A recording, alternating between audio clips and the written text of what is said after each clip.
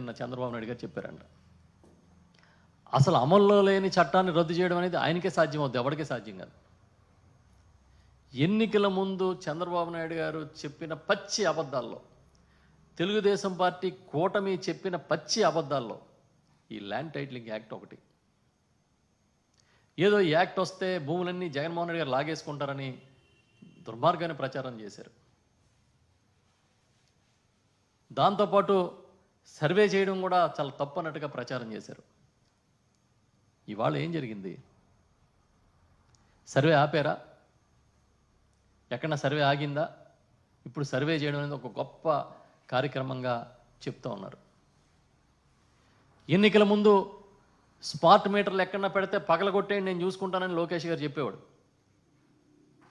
ఉరితాళ్ళు బిగిస్తున్నారని చంద్రబాబు నాయుడు గారు అనేవాడు. ఇవాళ ఈ పసుపు తాళ్ళు అయిపోయినాయా?